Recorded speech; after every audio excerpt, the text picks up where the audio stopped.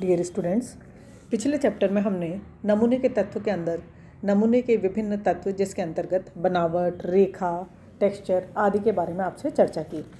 इस चैप्टर में हम एलिमेंट ऑफ डिज़ाइन के अंतर्गत जो बहुत ही इम्पॉर्टेंट तत्व है, यानी जिसको हम कहते हैं कि रंग, ये जो मानव जीवन से इसका बहुत ही गहरा संबंध होता है, क्योंकि रंगीन वस्तुएं चाहे वो परिधान हो या कोई भी अन्य सामग्री होती है, मन को प्रसन्न कर देती है। और नहीं तो ये होगा कि अगर हमने एक ही जैसे रंग की चीज़ों को काम में लिया हमेशा लाइफ लॉन्ग, तो वो क्या होता है, वो काफ़ी उदासीन हो जाता है या प्राणहीन भी हो जाता है। तो इसलिए जैसे प्रकृति ने भी देखा है कि बहुत सारे रंगों के फूल हैं जो हम आसानी से देख सकते हैं, बहुत सारे रंग की पत्तियाँ हैं। इसके अलावा जीव जंतु, फूल पत्तियाँ, पशु पक्षी बहुत ही विभिन्न रंगों के होते हैं, जिसके कारण से हमें उनको देखने में बहुत ही अच्छा लगता है। यानी हम ये कह सकते हैं कि colours removes the dryness from the life and enhances the beauty of the object. Its apparel is universal. यानी हम जैसा चाहे परिधान खरीदें, सबसे पहले हम ये देखते हैं कि उसका रंग कैसा है। परिधान का प्राण और जीवन रंग ही है। रंगों में जादुई शक्ति भी होती है, यानी मैजिकल पावर भी होती है। रंगों के प्रति मानव मन में जितनी अधिक प्रतिक्रिया होती है, शायद उतनी किसी अन्य वस्तु के प्रति नहीं होती। तो हम बात करेंगे यहाँ पर रंग संयोजन की, कि रंग संयोजन करते समय हमें किन सिद्धांतों का पालन करना चाहिए, रंगों के कार्य क्या हैं, इसके बारे में हम आपसे बात करेंगे। तो रंग संयोजन एक कला है, यानी जो कला सभी में नहीं पाई जाती, लेकिन इसकी जानकारी होना हमें बहुत ही आवश्यक है। क्योंकि कई बार क्या होता है कि अगर जैसे एक ही कपड़ा है, एक ही तरह का परिधान है और उसमें बहुत सारे रंग भर दिए जाए, मल्टी कलर्ड कर दिया जाए, तो उससे क्या होगा, कन्फ्यूजन पैदा होता है। और एक ही रंगों से रंगा हुआ परिधान अगर जीवन में रोज़ पहना जाए तो वो नीरसता और उदासीनता लाता है। इसका मतलब ये है कि रंगों का संयोजन करते समय हमें कुछ बातों को ध्यान देना आवश्यक है। उसके अंदर हम बात करेंगे सबसे पहले समानता।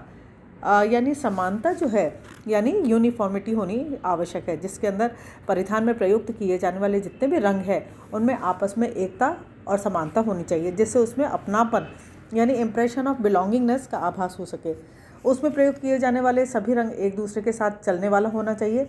कोई भी रंग बहुत अधिक तीव्र, चटक या उखड़ा हुआ नहीं होना चाहिए, जो कि व्यग्रता पैदा करे और आंखों को चुभे। मगर एक रास्ता यानी मोनोटोनस उत्पन्न करने वाली एकता भी काफ़ी अच्छी नहीं होती। अतः रंगों के संयोजन में एकता के साथ विविधता का भी होना अनिवार्य होता है।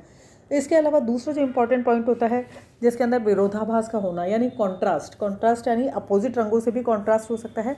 तो परिधान के रंगों में विरोधाभास का होना भी आवश्यक है। एक ही रंग के टिंट या शेड के प्रयोग से परिधान में नीरसता और उदासीनता आ जाती है, ये देखने में भी अच्छी नहीं लगती। तो इसलिए रंगों के संयोजन करते समय हमें विरोधी रंग को भी स्थान देना चाहिए। जैसे लाल के जस्ट अपोजिट जो कलर होता है, जैसे पीला है तो लाल के साथ पीला उपयोग किया जा सकता है। विरोधी रंगों के रंग से परिधान बहुत ही अच्छा लगता है, जीवंत लगते हैं, आकर्षक लगते हैं, मनोहारी लगते हैं। इसके अलावा तीसरा जो इम्पोर्टेंट होता है कि रंग संयोजन में जो संतुलन है, यानी बैलेंस होना चाहिए। ऐसा नहीं कि बहुत ही ज़्यादा एक रंग तो हमने बहुत ज़्यादा काम में ले लिया और दूसरा रंग बिल्कुल इतना कम काम में लिया कि उसके अंदर बैलेंस नहीं है। तो जैसे एक पेड़ का उदाहरण ले तो पाएंगे कि उसका तना भूरा, पत्तियां हरी और उस पर जो फूल खिलते हुए चटक रंग के होते हैं। इसी को सिद्धांत मानकर प्रकृति के नियमानुसार ही यदि रंगों का संयोजन करेंगे तो परिधान ज़्यादा सुंदर और अच्छे दिखेंगे।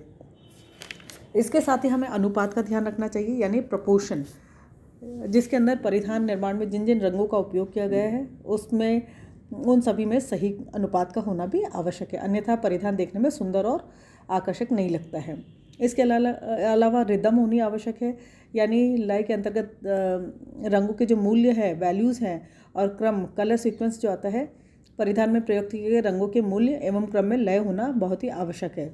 इससे वस्त्र जो है बहुत ही अच्छा दिखाई देता है और मन को भी काफ़ी अच्छा लगता है।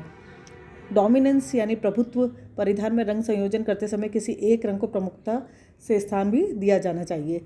यानी इस तरह से हम देखें तो डिपेंड करता है कौन सा परिधान बनाया जा रहा है, किस एज के लिए बनाया जा रहा है, किस ओकेशन के लिए बनाया जा रहा है, इसके लिए अलग अलग यानी किस पर्पस के लिए परिधानों का चयन किया जा रहा है, उसके अकॉर्डिंग विभिन्न प्रकार के रंग संयोजन की जो विभिन्न सिद्धांत हैं उनका उपयोग किया जाना चाहिए। अब हम बात करते हैं रंगों के कार्य क्या हैं। रंग के जो यानी फंक्शंस ऑफ कलर्स, जिसके अंदर रंग जो है सुंदरता, ऐश्वर्यता और विविधता प्रदान करते हैं। रंग हमारे मन पर गहरा इमोशनली हमारे ऊपर बहुत ही प्रभाव पड़ता है। जैसे कुछ रंग ऐसे होते हैं जो हमारे मन को बहुत ही प्रसन्न करते हैं, कुछ रंग मन में अवसाद लाते हैं और कुछ शांतिदायक होते हैं, कुछ एक्साइटिंग भी होते हैं। तो इस तरह से हम देखें तो अलग अलग प्रकार के जो रंग हैं वो हमारे मन में अलग अलग इमोशंस पैदा करते हैं। मानसिक रोगियों का भी इलाज कई बार रंगों से किया जाता है। इसके अलावा ग्रह नक्षत्र की शांति के लिए भी विविध रंगों का उपयोग किया जाता है। रंगों में अभिव्यक्ति की क्षमता होती है। रंग वस्तु के आकार को कई बार छोटा और बड़ा दिखाते हैं। रंगों में जादुई प्रभाव होता है, जैसे कि हमने पहले भी कहा कि मैजिकल पावर होती है। इसके अलावा रंग व्यक्तित्व को निखारने में भी सहायक होते हैं। रंग द्वारा गुण ग्रहता यानी एक्सेप्टेबिलिटी एवं संवेदात्मक क्रिया होती है, जिसे अनुभव द्वारा विकसित किया जा सकता है।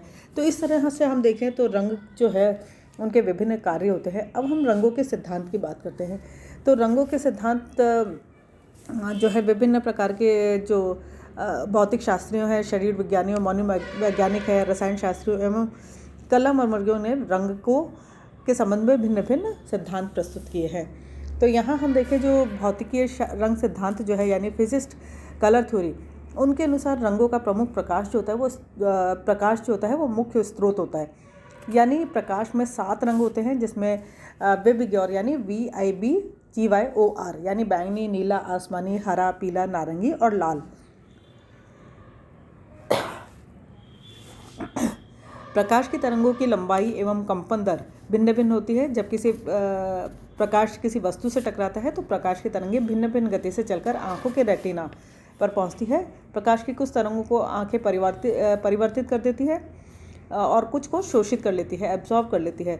जिन तरंगों को आंखें परावर्तित करती है वह रंग हमें दिखाई देता है, या हम ये कह सकते हैं किसी वस्तु द्वारा परावर्तित अथवा निर्गमित प्रकाश का रंग ही वस्तु का रंग होता है। तो ये फिजिक्स की थ्योरी है।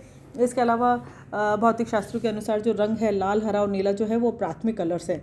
यानी 3 जो बेसिक कलर्स हैं जिसको हम कह सकते हैं या जैसे प्राइमरी कलर्स कहा जाता है वो लाल, हरा और नीला है।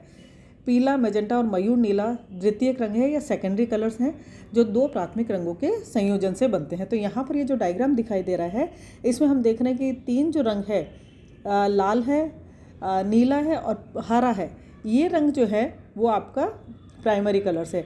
और रेड और ग्रीन के संयोजन से जो बना है पीला रंग, मैजेंटा कलर और मयूर नीला जो कलर है वो कलर जो है वो सेकेंडरी कलर्स है।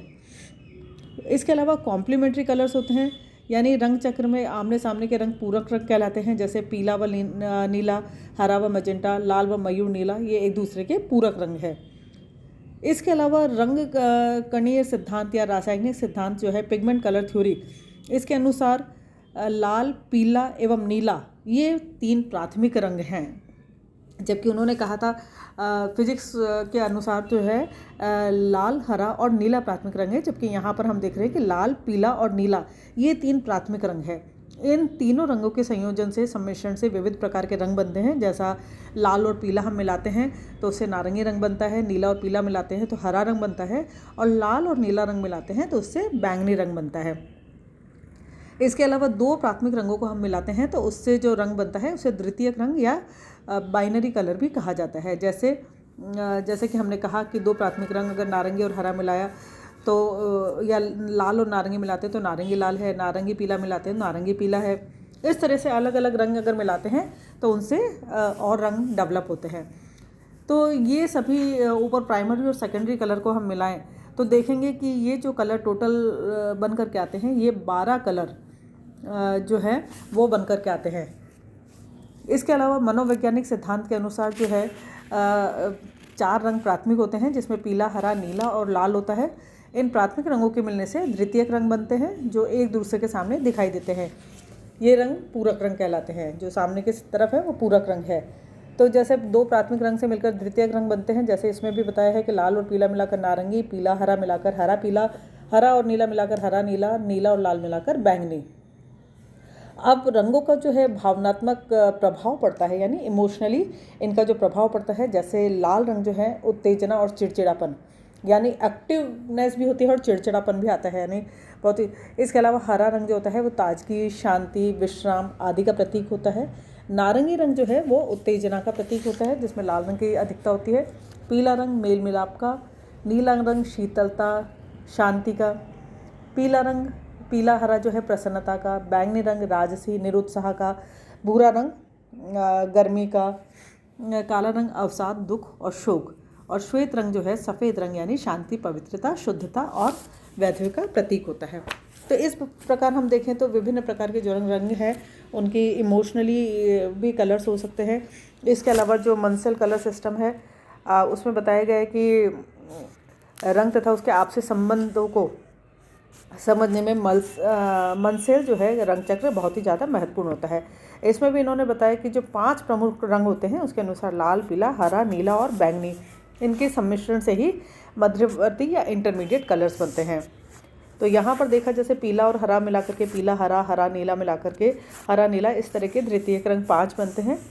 और संपूर्ण चक्र में इसी आधार पर तृतीयक रंग के रंग चक्र बनते हैं, जो कि टोटल रंग मिला करके लाल से पीला तक मिला करके 40 रंग होते हैं जो विविध टिंट और शेड्स में बनते हैं। इस प्रकार संपूर्ण रंग चक्र में 200 रंग होते हैं। प्रत्येक ह्यू के भी 200 के लगभग संतृप्ति के स्तर पर स्टैंडर्ड ऑफ सैचुरेशन होते हैं। तो इस तरह से हम देखें तो जो रंग चक्र है, अगर यहाँ पर देखा जाए तो विभिन्न वैज्ञानिकों ने जो अलग अलग प्रकार के रंग चक्र बताए, इसमें रंगकर्णीय सिद्धांत है, मंसेल सिद्धांत है जो यहाँ पर साफ दिखाई दे रहा है, मनोवैज्ञानिक सिद्धांत और भौतिक शास्त्रीय सिद्धांत। इसके अलावा जो एक और रंग योजना है जिसमें प्रांग कलर योजना यानी प्रांग रंग योजना जो है, इसके अंदर भी कलर्स जो है विभिन्न प्रकार के डिवाइड किए जाते हैं। अब हम रंग की विशेषताओं की बात करते हैं। जो रंग काम में लिए जाते हैं विभिन्न प्रकार के परिधानों में, विभिन्न प्रकार की चीज़ों में, उनकी कुछ विशेषताएं भी होती है, जिसके 3 इंपॉर्टेंट जो विशेषताएं हैं, ह्यू यानी ह्यू है पहला, दूसरी है वैल्यूज़ और तीसरी है क्रोमा। इन्होंने जो रंग ने जो 3 मुख्य विशेषताएं बताई है उसमें पहला जो ह्यू है यानी यह किसी रंग का नाम है, जैसे कोई भी रंग हो सकता है जिसके अंदर लाल, पीला, नीला, हरा, बैंगनी या भूरा, कोई भी रंग इसमें हो सकता है। इसका संबंध रंग की गर्मी और शीतलता से होता है। दूसरा जो होता है वैल्यू यानी मूल्य, इसका मतलब है रंग का गहरापन और हल्कापन, रंग कितना गहरा है। और क्रोमा जो है यानी चमक और मंदेपन यानी ब्राइटनेस और डलनेस को क्रोमा कहा जाता है। यानी तीनों जो है आपस में उसी प्रकार अलग अलग होते हैं जिस तरह पदार्थ के रंग अलग अलग होते हैं। रंगों के इन 3 डायमेंशंस को रंगों का गुण या क्वालिटीज़ ऑफ कलर भी कहा जाता है। अब हम बात करते हैं जैसे ह्यू के बारे में। तो ह्यू के बारे में प्रांग के अनुसार जो ह्यू है 5 वर्गों में उन्होंने डिवाइड किया था, जिसमें primary colours, secondary colours, tertiary colours, intermediate colour और क्वाटरनरी कलर्स। तो यहाँ पर विभिन्न प्रकार के कलर्स जो दिखाए गए हैं, जिसके अंतर्गत जैसे प्राइमरी कलर है लाल, पीला और नीला रंग जो प्राथमिक कलर है। द्वितीयक रंग, जब 2 प्राइमरी रंग को बराबर से मिलाया जाता है तो द्वितीयक रंग पैदा होते हैं। और मध्यवर्ती या इंटरमीडिएट रंग, जब प्राथमिक और उसके निकट वाला द्वितीयक रंग को मिलाया जाता है तो जो रंग बनता है वो माध्यमिक रंग बनता है।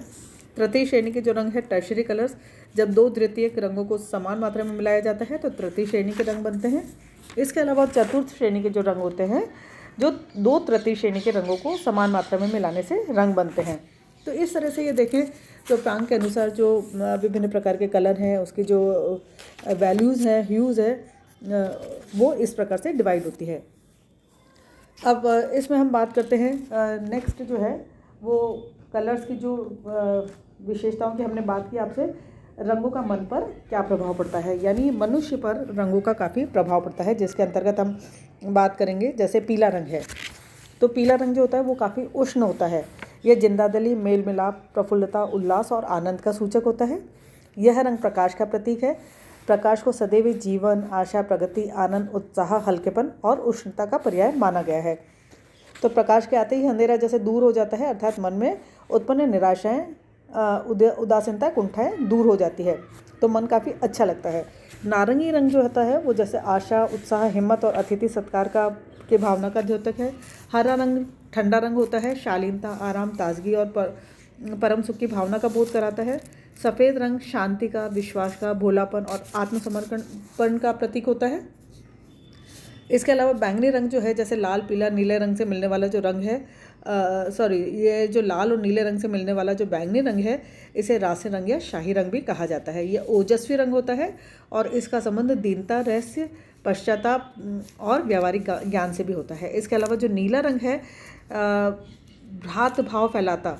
नीला रंग गगन सा विस्तृत भ्रात भाव फैलाता, यानी उपरोक्त पंक्ति से नीले रंग के बारे में पूर्ण व्याख्या हो जाती है। यानी नीला रंग जो है शांति, आराम, शिष्टाचार, भ्रातृत्व, बड़प्पन और शीतलता का सूचक होता है। इसके अलावा जो गुलाबी रंग है, जो बहुत ही नाजुक होता है, यह शीतल रंग है। इसके प्रयोग से कक्ष की सुंदरता में चार चांद लग जाते हैं। नर्सिंग कक्ष है, प्रसूति गृह को गुलाबी रंग से ज़्यादा सजाया जाता है। कमरे की दीवारों की पुताई हल्के गुलाबी रंग से की जाती है। श्रृंगार, मेज, शीशा, पर्दा, मेज पोश, पलंग पोश आदि को भी इस रंग में रंगा जाता है। लाल रंग जो होता है काफ़ी उष्ण होता है। ये ऊष्मा का, क्योंकि लाल रंग जो है ऊष्मा का उत्पादक है। इसका जो नेचर है वो अग्नि से लिया गया है। आग का रंग उगते हुए और डूबते हुए सूरज का रंग जो लाल होता है, यह रंग प्रेम का प्रतीक भी माना जाता है। यानी ये रंग जो है प्रफुल्लता, उत्साह, आनंद और बड़प्पन और दिखावा का प्रतीक है। भूरा रंग जो है विनम्रता का प्रतीक माना जाता है। इससे भारीपन का आभास होता है।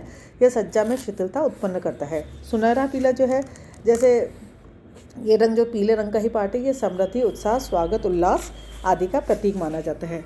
और काला रंग जो है कुकर्म है, दुख है, शोक है, उदासीन है, वृद्धावस्था का प्रतीक माना जाता है। इसका प्रयोग सजावट में और वस्त्रों में कम किया जाता है। तो यहाँ पर हमने देखा जो विभिन्न प्रकार के रंग हैं, जिसका मनोभावों पर भी काफ़ी प्रभाव पड़ता है। जिसमें हमने देखा कि गर्म रंग होते हैं, तो उसके आधार पर हम इसको कह सकते हैं गर्म रंग है, शीतल रंग है, भारी हल्का रंग है, आगे बढ़ने वाला व पीछे हटने वाला रंग है।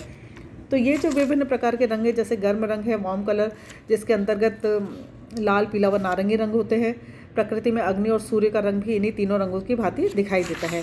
इसके अलावा शीतल रंग कूल कलर से होते हैं, जो शांति, विश्राम, आराम और ठंडक, शीतलता का प्रतीक होते हैं। इसके अंदर नीला रंग और हरा रंग जो है वो शीतलता का प्रतीक होता है। भारी एवं हल्के रंग जो होते हैं, हैवी और लाइट कलर्स, कुछ रंगों के प्रयोग से भारीपन का एहसास होता है, तो कुछ रंग हल्केपन का भी आभास कराते हैं। गहरे रंगों में भारीपन का आभास होता है, जैसे हरा, भूरा, लाल आदि। और जो हल्के होते हैं उसमें जो गुलाबी, बैंगनी, नीला जो होते हैं वो हल्केपन का आभास कराते हैं। इसके अलावा आगे बढ़ने वाले तथा पीछे हटने वाले जो रंग होते हैं, यानी एडवांसिंग और रिसाइडिंग कलर्स होते हैं, कुछ आगे बढ़ते हुए प्रतीत होते हैं, कुछ के कारण से पीछे हटते हुए से होते हैं। जैसे गर्म रंग होता है तो आगे बढ़ता हुआ प्रतीत होता है, और अगर ठंडे रंग होते हैं तो पीछे हटते हुए दिखाई देते हैं। तो सजावट में इनका उपयोग अलग अलग जगह पर अलग अलग तरह से किया जाता है। अब नेक्स्ट चैप्टर में हम बात करेंगे रंग संयोजन में कला के सिद्धांतों का महत्व क्या है।